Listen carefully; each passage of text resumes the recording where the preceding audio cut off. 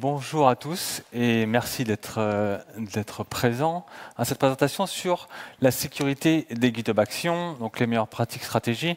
Je vais d'abord expliquer très brièvement les GitHub Actions, voir le problème, expliquer pourquoi la supply chain et le code sont des choses sur lesquelles on doit faire attention quand on utilise les GitHub Actions et voir les protections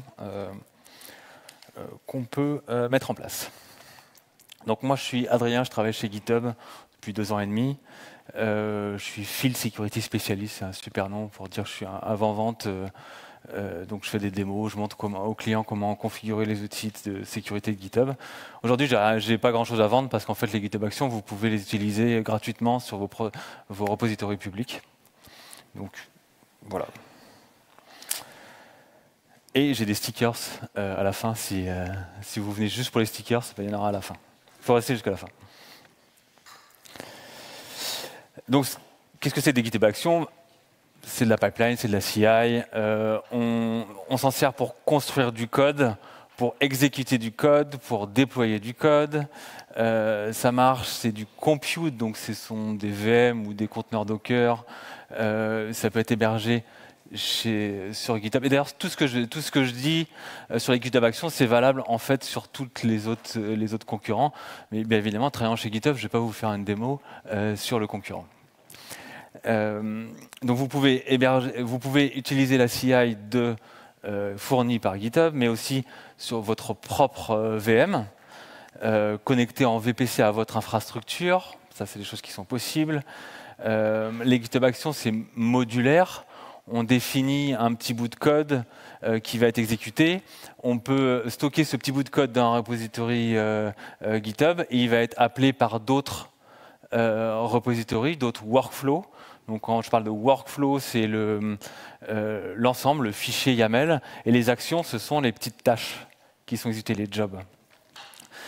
Et bien sûr, c'est alimenté par la communauté. Il y a un marketplace où c'est supporté par des millions de gens qui créent plein de GitHub Actions et que vous pouvez utiliser et partager. C'est formidable. Le problème avec tout ça, c'est que c'est de la CI, donc on va exécuter du code. Donc typiquement, dans des tests unitaires, on va exécuter du code quand on les exécute. On va exécuter le code qui est dans l'action, donc on exécute du code, et ça peut être du code vulnérable. Le code pour déployer, il va avoir accès à votre réseau, à votre infrastructure. Potentiellement, vous allez partager des secrets avec ces workflows, ces actions. Donc là, on commence à avoir quelques problèmes. Si vous hébergez vos runners dans votre infrastructure, ça veut dire qu'ils ont accès peut-être à votre infrastructure s'il n'y a pas toutes les ségrégations qui sont mises en place. Le côté modulaire, on partage avec la communauté, c'est génial. On va pouvoir réutiliser, ou même on va créer des actions qui ont un mauvais comportement et pouvoir les réutiliser ailleurs. Donc on va scaler ces vulnérabilités à tous les endroits. On va réutiliser ces actions. Et c'est drivé par la communauté. Donc comme on fait avec les dépendances de code, bah, c'est pareil. Ça va être une action qui va être créée par quelqu'un de la communauté. On ne sait pas trop, on ne va pas forcément lire le code, même s'il est accessible. Donc on va exécuter du code un peu inconnu sur nos runners, dans notre GitHub Action, qui ont accès à nos secrets, qui ont accès à notre infrastructure potentiellement. Ça peut être dangereux. Donc c'est un tool in action, donc on va faire un petit peu d'action, sans mauvais jeu de mots. Donc là j'ai une issue avec le corps qui est un peu bizarre. Vous vous doutez bien de ce qui va se passer. Si j'ajoute un commentaire, j'ai une GitHub Action qui va se déclencher. Donc la GitHub Action, elle peut se déclencher donc, sur les événements classiques, un push, une pull request. On peut mettre un ordonnanceur, exécuter toutes les semaines, tous les jours, etc. Mais aussi sur d'autres événements. Interagir, on fait de l'issue ops, c'est à la mode. Donc on va utiliser des entrées utilisateurs. On peut aussi faire ce qu'on appelle les workflow dispatch, c'est-à-dire qu'on peut déclencher nous-mêmes une action en cliquant avec des paramètres. Donc là, on introduit des entrées utilisateurs dans les GitHub Actions. Donc c'est celle-là que j'aimerais bien qui s'exécute. Elle s'est exécutée. Et donc dans le Hello, j'ai mon truc qui s'est exécuté. Donc là, j'ai fait un PWD parce que je n'ai pas envie d'embêter mes collègues à la sécurité des GitHub Actions. Ils ont déjà bien assez de travail comme ça, avec des choses qui seraient un peu plus embêtantes. Mais la GitHub Action, elle vous permet tout simplement d'exécuter des commandes. Et donc quand il y a des commandes avec des entrées utilisateurs, c'est là où il faut faire attention. Il faut surveiller ce genre de comportement qui est permis, puisque ça permet de faire pas mal de choses, mais c'est un outil, donc c'est à vous d'avoir la bonne utilisation de l'outil. J'ai, il me semble, un autre exemple. Secret Exposure. Allons sur l'action Secret Exposure. Il me semble qu'elle est...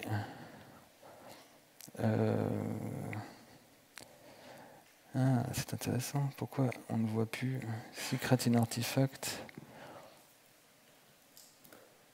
C'est pas ça. Si, c'est ça. Donc là, je vais peut-être afficher le workflow avant. Donc je me suis amusé à essayer d'afficher les secrets que j'ai stockés dans le vault des actions. Donc une manière qui semble sécurisée pour stocker un mot de passe qui va pouvoir accéder à des ressources extérieures, déployer l'application, que sais-je. Donc j'ai différentes stratégies, on va les voir en détail au fur et à mesure. Donc le premier, c'est un affichage simple. On va masquer. Le deuxième, je me suis dit, tiens, je vais encoder en base 64 et décoder directement. Mais il a été plus fort que moi. En fait, c'est du chercher en place. Il va pouvoir le voir. Et si je fais juste ça, j'ai quand même une chaîne de caractères. Alors, si je fais... Je vais avoir un terminal par là. Je vais faire... Parce que je suis feignant, je vais faire ça. Base 64.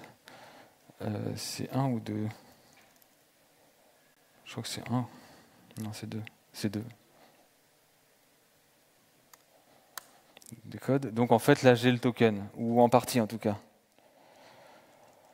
Bon, base 64, c'est assez simple. Si j'utilise du chiffrement, si ça veut bien s'afficher.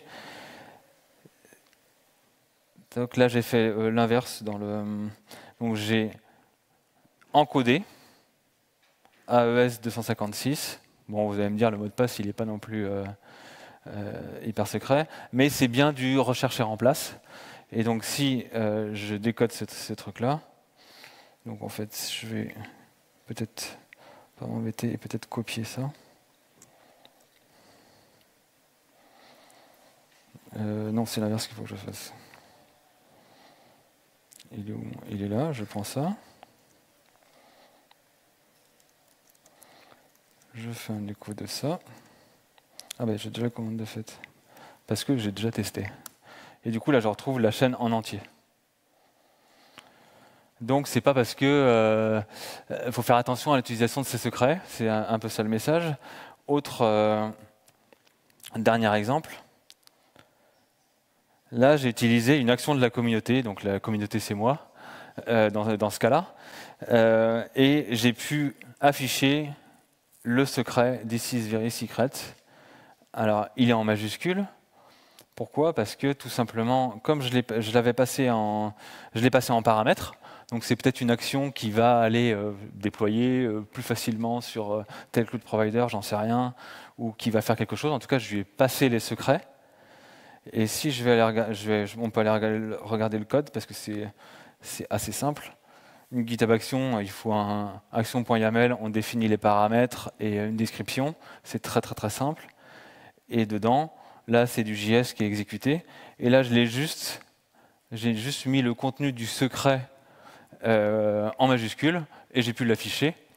Et le chercheur en place de la GitHub Action, et il s'est fait avoir. Et on affiche tout simplement le secret. Donc c'est un ensemble de choses qui sont assez faciles à faire. Dans les choses un peu connues que l'on a tout ce genre de vérification avec des noms barbares comme cache poisoning, unmasked secret exposure, expression, excessive secret exposure, improper access control. C'est tout un ensemble de vérifications auxquelles vous devez faire attention. Donc on va pouvoir traiter ce genre, le code des GitHub Actions comme du code, puisque c'est ni plus ni moins du code. Et on va faire attention aux entrées utilisateurs, aux permissions, et pourquoi pas y passer un SAST, un outil d'analyse de code statique, comme on le fait pour notre code métier, du JavaScript, du Java, du C#, ce que vous voulez.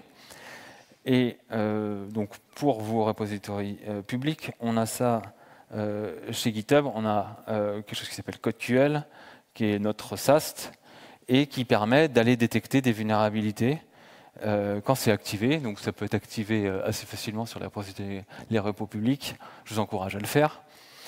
Et on va pouvoir détecter du cache poisoning, par exemple, directement.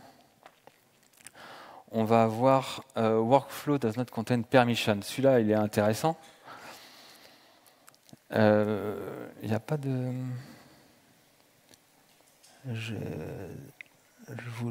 J'en voulais un autre, mais c'est pas très grave.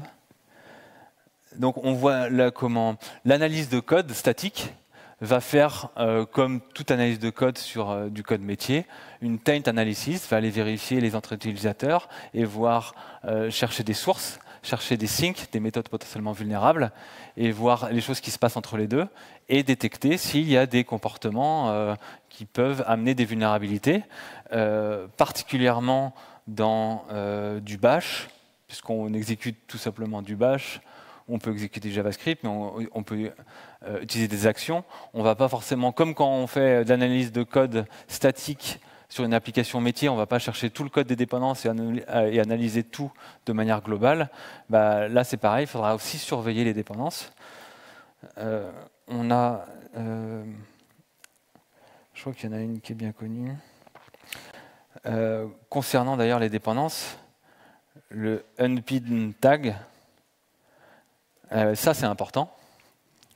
Donc quand j'appelle la GitHub Action, donc ça c'est le namespace, ça c'est le nom du repository, et ça c'est la version. La version, ça peut être le tag, ou la branche, ou le chat du commit qui correspond à une version bien précise. Comme vous le savez, donc une branche, elle peut vivre. Donc c'est pas parce qu'au moment où vous utilisez, où vous l'avez installé, ajouté à votre projet, ça avait un certain état. Plus tard, ça peut changer. Et un tag, c'est exactement pareil. Un tag peut être supprimé et ajouté. Le tag peut être réécrit. Donc c'est pas parce que c'est un tag qu'il faut y faire confiance. Il faut y faire confiance quand c'est le chat, le commit précis. Comme ça, même si la personne supprime le commit, du coup, l'action ne fonctionnera plus, mais n'exécutera plus de code malveillant. Donc, il faut bien mettre ce qu'on appelle le pinned correctement, c'est-à-dire mettre le chat quand on appelle l'action. Et donc je voulais parler des permissions. Donc ici, on se rend compte que, alors il y a plusieurs vulnérabilités là-dedans, mais en tout cas, il y en a une qui est qu'il n'y a pas de permissions qui sont ajoutées. Au début du workflow, vous pouvez ajouter des permissions. Est-ce que le workflow, voire même l'action, va avoir accès en écriture sur le repository? Est-ce qu'on ajoute des permissions supplémentaires comme publier un package, créer des issues, créer des pull requests, merger des pull requests, merger des issues. Ça peut avoir des conséquences importantes sur votre repository. Et donc, comme on est en 2025, on a un outil d'IA qui va ajouter la permission automatiquement, et vous avez juste à merger, à créer la pull request qui va ajouter la permission. Donc, on a ça aussi au niveau des pull requests, l'analyse quand vous activez CodeQL du code qui a été modifié. Et donc, on va pouvoir ajouter une alerte. Bah là, il manque des permissions. Là, on a peut-être un truc un peu plus intéressant. Cache poisoning, donc avec une explication et un changement dans le code. Donc ça peut être intéressant d'utiliser ça, en tout cas sur vos projets open source. Je vois que l'heure tourne et il y a 2-3 trucs dont je n'ai pas parlé. Est-ce que je suis... Ça, j'en ai parlé. Les secrets. Également gratuit sur vos repositories publics. Un outil de détection de secrets directement, donc les secrets dans les issues, dans les commentaires des issues, des pull requests, mais aussi tout l'historique Git. C'est-à-dire que si vous avez supprimé en surface, l'outil va aller chercher en profondeur et va pouvoir vous donner un certain nombre d'informations.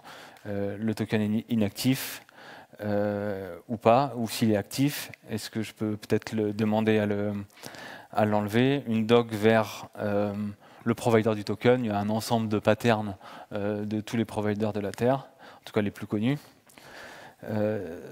Alors après, avant qu'il y ait un secret directement dans le code, c'est pas que de la pipeline, mais la pipeline finalement c'est du code. Donc attention quand même. Élément encore plus important quand on parle d'action, c'est la supply chain security, la sécurité de la chaîne d'approvisionnement. Donc, comme je disais, on va utiliser des actions de la communauté.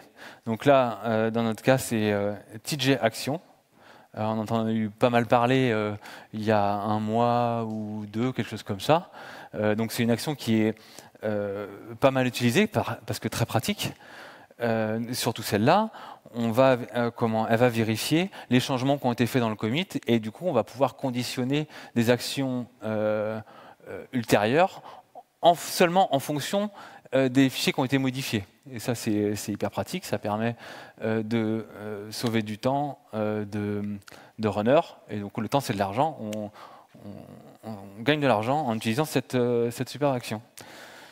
Sauf qu'il y a eu un développeur qui a donné trop de permissions à un autre, qui a introduit une vulnérabilité, qui fait que les secrets étaient affichés en clair dans les logs. Donc tous ceux qui utilisaient cette action avaient leurs secrets dans les logs. Quand c'est dans votre repo privé, c'est grave, mais c'est un peu plus restreint. Quand c'est sur un repository public, c'est encore plus grave. Donc là encore, Dependabot fonctionne sur les repos publics, c'est gratuit, vous pouvez l'utiliser, on va vérifier, et quand il n'y a pas de problème sur Dependabot, on va même créer une pull request pour mettre à jour. Mais ça, c'est du Dependabot classique, et on va expliquer pourquoi, quel est le problème de la vulnérabilité. Donc c'est typiquement ce que j'ai fait en base64. Rien de très compliqué, mais si on prend naïvement et qu'on fait confiance naïvement à cette personne de la communauté, même si cette action, on peut la faire confiance, elle est utilisée par des millions de personnes. Si on regarde sur le marketplace, il y a beaucoup d'utilisateurs. Donc on se dit, si tout le monde l'utilise, ça va aller. Eh bien non.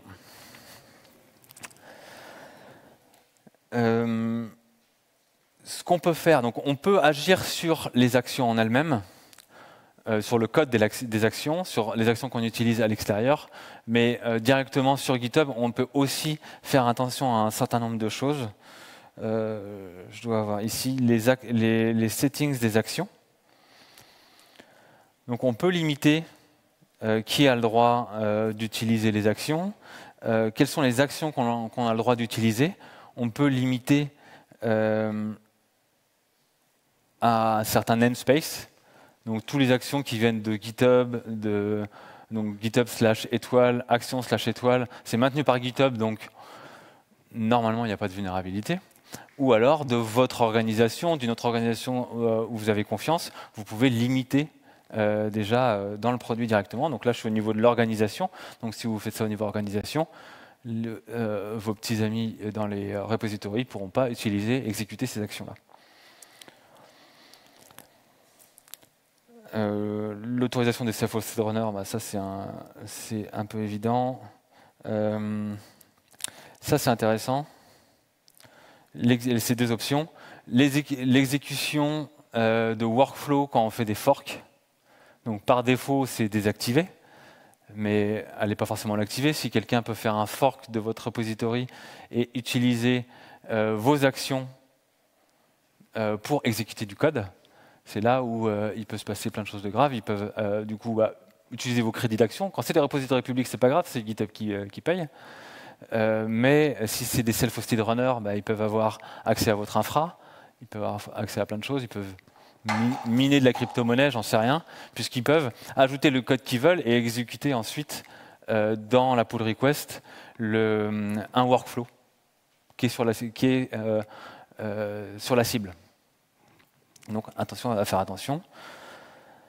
Dernier petit point sur les permissions de manière générale, puisque quand on lance une GitHub Action, il y a un GitHub token qui va avec, qui est disponible, qui correspond aux permissions qu'on lui a données.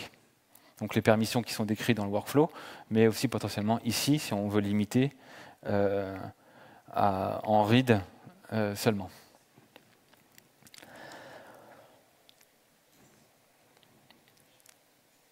Autre point d'amélioration qui est sympa, c'est OIDC. Donc plutôt que de passer par un token, là on ne passe pas par un token, on fait confiance au workflow OIDC, qui est un contrat entre le cloud provider et GitHub Action, ou l'autre provider de CI, peu importe. En tout cas, tout cloud provider qui se respecte et tout fournisseur de CI qui se respecte supporte l'OIDC. Et donc ça va permettre de se passer de secret dans la CI. Donc il y a un workflow, donc voilà, c'est grosso modo comme ça que ça marche. On fait une configuration du côté provider et du côté workflow, enfin GitHub, qui va permettre le lien. Il y a de la documentation sur le site de GitHub, ce sera mieux expliqué que moi, mais en tout cas, il y a pour tous les providers qui le supportent. Et donc, il y a un échange d'access token qui a une durée vie courte, et donc s'il n'y a pas de secret, il n'y a pas de leak de secret. Dépendant j'en ai parlé, policy j'en ai parlé, et donc en grosso modo les bonnes pratiques c'est ça, utiliser les permissions, donc tout ça j'en ai parlé. Donc il y a quelque chose dont je n'ai pas parlé, c'est l'avant-dernier point. C'est ajouter des reviewers quand vous introduisez des changements dans le point GitHub. Vous pouvez ajouter une rule set. Donc c'est au niveau org ou au niveau repository. Et vous pouvez ajouter une rule set. Et voilà, celle-là j'ai déjà mis. Et ajouter ajouter un code owner, donc le fichier à la racine code owner. Vous configurez que tout ce qui est dans .github ou .github/workflow, mais en général dans le .github on met pas mal de configurations assez critiques.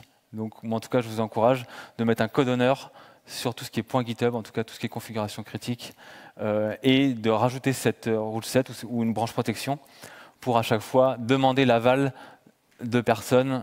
Déjà rien que d'avoir une personne externe, ça va déjà refroidir les petits malins. Et enfin, aller sur l'OWASP, regardez, ça correspond à peu près à ce dont on a parlé. Voilà, faire du least privilege, faire attention au code, aux dépendances, à la configuration. C'est très intéressant. Et ça, c'est ce qu'on vient de dire, et j'ai plus de temps. Et merci à vous.